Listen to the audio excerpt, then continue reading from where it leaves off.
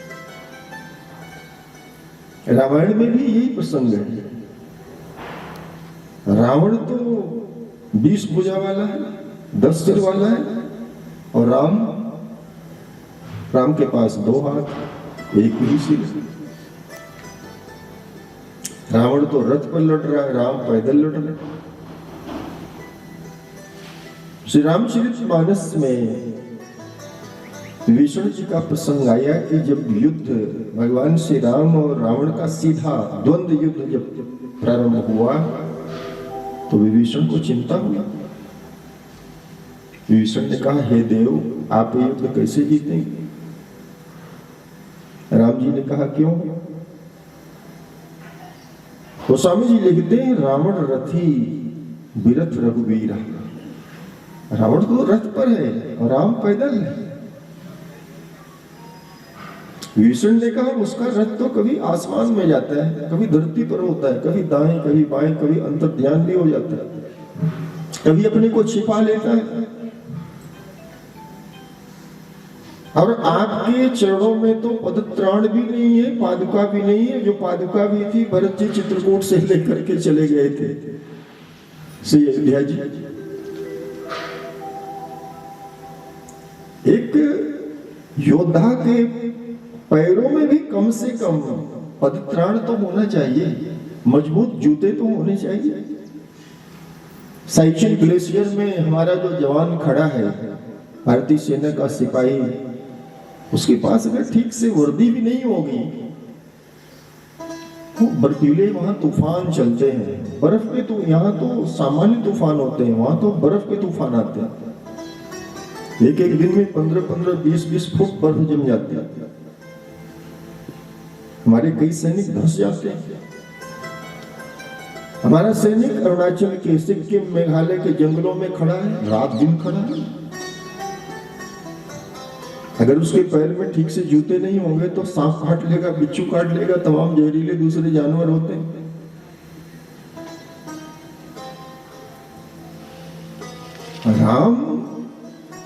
रावण के साथ युद्ध करने चले हैं और बस तीर कमान है, धनुष बाण है। लेकिन भगवान श्री राम ने कहा, मित्र विभीषण,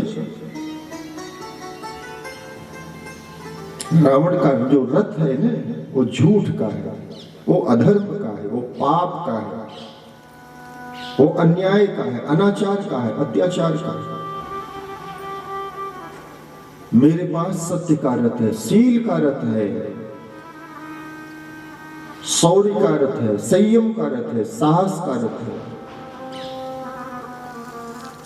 और तुम देखना, जीत सत्य की होगी।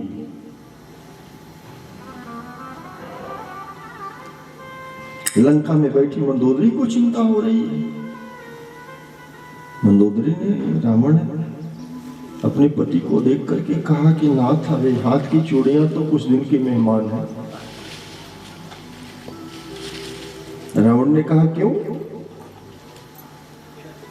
तू अपने हाथ की चूड़ियों को लेकर के क्यों भयभीत है, क्यों डरी हुई है? उस राम से डर गई जिसके पास केवल 2 भुजा है, मेरे पास तो 20 भुजा है।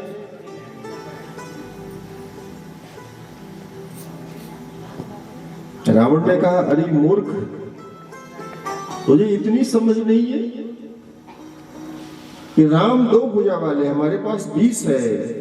राम 1 सिर वाले, हमारे पास 10 सिर है। तेरी चूड़ियां तो तब टूटेंगी जब मेरी मौत होगी, मेरी मृत्यु होगी।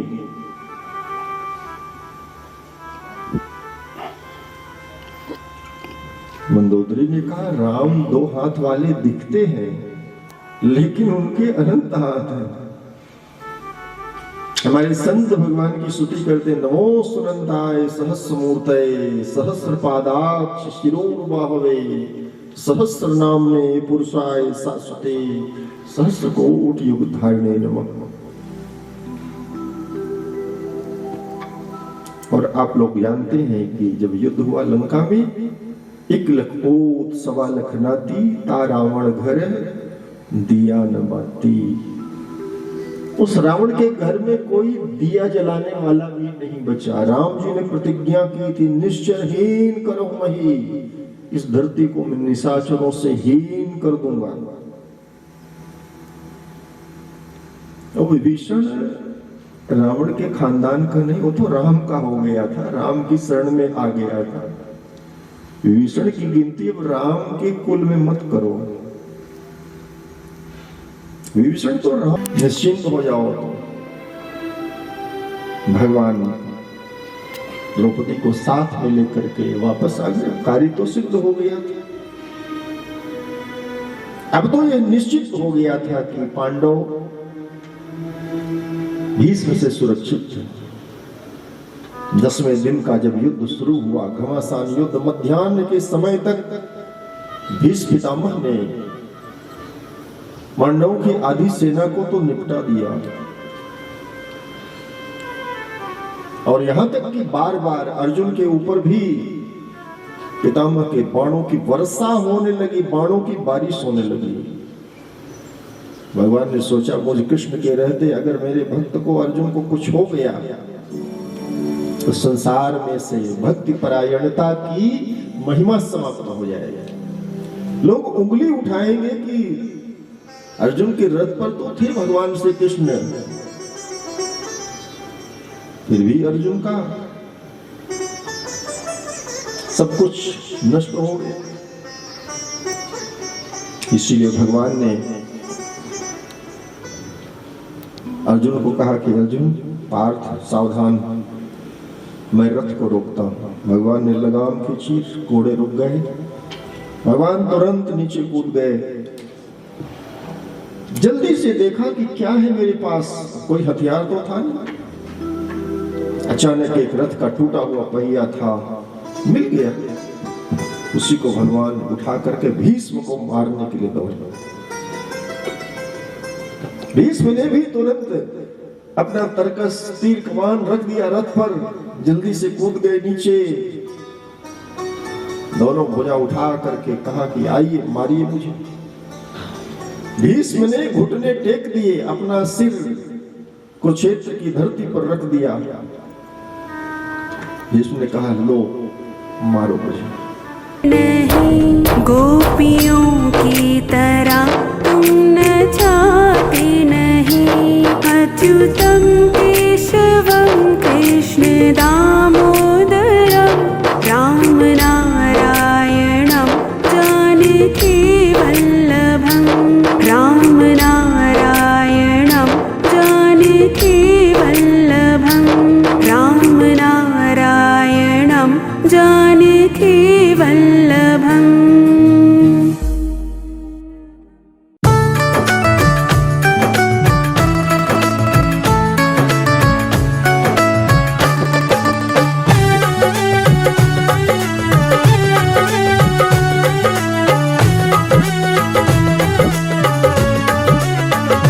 मणिहारी का भेष बनाया, शाम चूड़ी बेचने आया।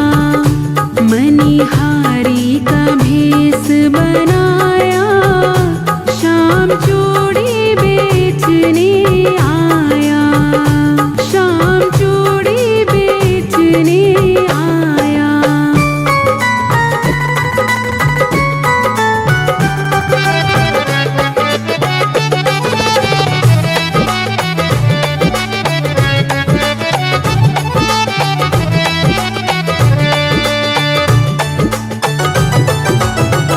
बाकी 4 पांडव तो विवश थे, भीम भी विवश ही थे, लेकिन भीम खड़े हो गए, दोनों भुजा उठा करके कहा कि मेरे पितृगणों, देवताओं, गंधर्वों, यक्षों, आप सभी कान खोल करके सुन ले। जैसे ही मुझे अवसर मिलेगा, भीम दुशासन की उस भुजा को उखाड़ लेगा और उसकी छाती से रक्त निकाल करके पिएगा, और जिस जगह पर बैठने के लिए द्रौपदी को संकेत किया है, इस पापी दुर्योधन ने भीम की एक गदा उस पर प्रहार करेगी। और यही हुआ था। दुशासन को अवसर मिलते ही कर्ण की अर्जुन ने कहा, नहीं, ये हमारी बेटी है, आपकी बेटी हमारी बेटी है।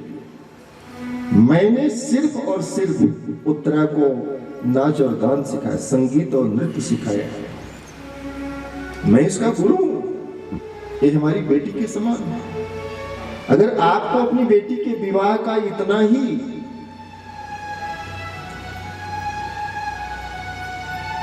हमारे परिवार में, राज परिवार में से संबंध जोड़ने की आकांक्षा है, तो आप मेरे बेटे के साथ, अभिमन्यु के साथ इनका विवाह कर दो, इतना तो चलेगा। लेकिन उत्तरा का विवाह मैं अपने साथ नहीं कर सकता। ये वही उत्तरा है। उत्तरा का विवाह तो थोड़े ही दिन पहले हुआ था, क्योंकि राजा विराट के यहाँ से जब पांडवों ने अपना अज्ञातवास पांडवों का पूरा हो गया था, बाद में गणना हुई तो पूरा हो गया था। और कुछ दिन पांडव फिर राजा द्रुपद के यहाँ रहे, फिर इसके बाद युद्ध की सारी भूमिका बन गई और युद्ध हुआ जिसमें अभिमन्यु मारे गए।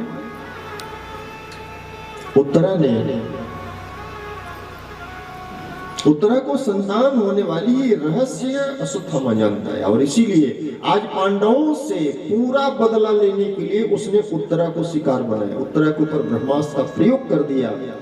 अगर उत्तरा मरेगी तो पांडवों का सर्वनाश हो जाएगा, पांडवों के कुल का नाश हो जाएगा, कोई नहीं बचेगा पांडवों के कुल में जल देने वाला। क्योंकि द्रौपदी के 5 बेटे तो मारे जा चुके हैं। अभी गर्भ में है अभिमन्यु का पुत्र, उसको भी मैं समाप्त कर दूंगा। भगवान तो रथ में बैठने वाले थे, भगवान को द्वारिका जाना है, सारथी रथ लेकर के बिल्कुल तैयार खड़ा है। भगवान ने सबसे योगक्षेम और यथा शिष्टाचार भगवान ने सबसे विदाई ले ली। जिसको आशीर्वाद देना था आशीर्वाद दिया, जिसको प्रणाम करना था नमस्कार कर दिया। लेकिन उसी समय श्रीमद् भागवत में लिखा है, पाहि पाहि महायोगिन देव देव जगतपते, हे जगतपति हमें बचा दो, मेरी रक्षा कर लो। श्रीमद् भागवत की शब्दावली आप देखिए, उत्तरा कितनी जल्दी बोल रही है। पाहि पाहि महायोगिन देव देव जगतपते, हे जगतपति, हे विश्वम्बर, हे दीनानाथ, हे जगन्नाथ, हे भक्तवत्सल, आप मेरी रक्षा करो। भगवान के चरणों में लिपट गई। भगवान के रथ को उसने पीछे से पकड़ लिया। भगवान ने देखा कौन, देखा तो उत्तरा। भगवान रथ से कूद गए और भगवान ने तुरंत, उत्तरा ने दिखाया वो ब्रह्मास्त्र, भगवान ने उसको स्तंभित किया। 5 बाण पांडवों को ही मारने के लिए अश्वत्थामा ने छोड़ दिया था, भगवान ने उसको स्तंभित किया। और भगवान एक रूप से, अपने तेज से उत्तरा के गर्भ में प्रविष्ट हो गए। क्योंकि इस अश्वत्थामा का कोई भरोसा नहीं है, मेरे जाने के बाद भी ये कुछ भी कर सकता है। इसीलिए जब तक परीक्षित का जन्म नहीं हो गया, भगवान का दिव्य तेज उत्तरा की राखी करता रहा। भगवान ने साथी से कहा, रहने दो, फिर चलेंगे, हमें कोई जल्दी नहीं है। भगवान को कहां जाना कहां आना, परमात्मा को कहीं जाना नहीं पड़ता। हमारे बहुत सारे साधु संत महात्मा, आगे आप भरत जी की कथा सुनेंगे, कहां जाना और कहां आना।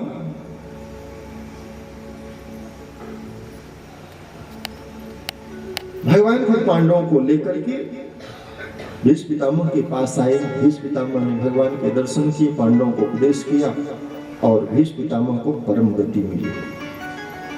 भीष्म पितामह परम भागवत,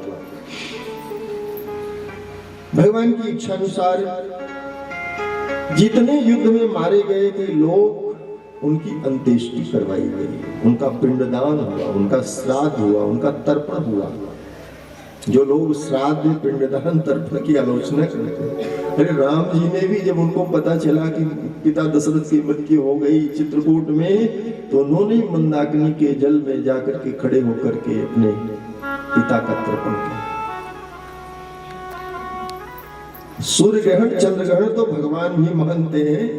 आगे आप कथा सुनेंगे, द्वारिका से भगवान श्री कृष्ण और ब्रज से, मथुरा से, वृंदावन से, गोकुल से, बरसाना से सारे ब्रजवासी, माता यशोदा इत्यादि नंद जी वगैरह, और हस्तिनापुर इंद्रप्रस्थ से द्रौपदी, माता कुंती, पांचों पांडव, युधिष्ठिर इत्यादि सब कुरुक्षेत्र में आए थे। तीनों खानदान, द्वारिका के लोग, ब्रज के लोग और हस्तिनापुर इंद्रप्रस्थ के सारे लोग। श्री कृष्ण गोविंद हरे मुरारी, हे नाथ नारायण वासुदेव। श्री कृष्ण गोविंद हरे मुरारी, हे नाथ नारायण वासुदेव, हे नाथ नारायण वासुदेव। भगवान की है आरती, पापियों को पाप से तार। ये अमर ग्रंथ ये पंचम वेद निराला, नव ज्योत जगाने वाला। ये अमर ग्रंथ ये पंचम वेद निराला, नव ज्योत जगाने वाला। हरि नाम यही, हरि नाम यही, हरि नाम यही, हरि नाम यही। जग के मंगल की आरती, पापियों को पाप से तारती। भागवत भगवान की है आरती, पापियों को पाप से तारती। शांत गीत पावन पुनि, पापों को मिटाने वाला, हरि दर्श कराने वाला। शांत गीत पावन पुनि, पापों को मिटाने वाला, हरि दर्श कराने वाला। ये सुख करनी है दुख हरणी, ये सुख करनी है दुख हरणी। श्रीमद् सूदन की आरती, पापियों को पाप से है तारती। भागवत भगवान की है आरती, पापियों को पाप से है तारती।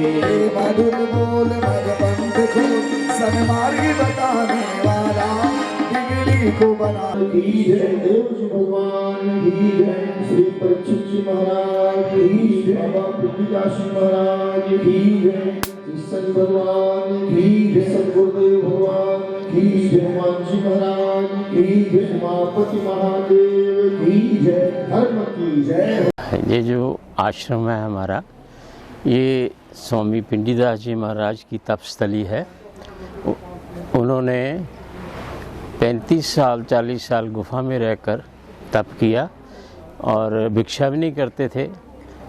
जो कोई खाने के लिए खाना लाता था खा लेते थे। कभी 15 दिन में आता था, कभी कोई 20 दिन में लेके आता था। कोई ऐसी व्यवस्था नहीं थी। उन्होंने घोर तप किया, उसी का ये परिणाम है कि ये तपस्थली जो है अब एक बहुत बड़े आश्रम में परिवर्तित हो गई है। यहाँ पे धार्मिक आयोजन किए जाते हैं, राम कथाएँ होती हैं, भागवत कथाएँ होती हैं। और महाराज जी की प्रेरणा से उन्होंने कहा था कि कोई ऐसा हमें गरीब जनता के लिए सामाजिक काम करना चाहिए।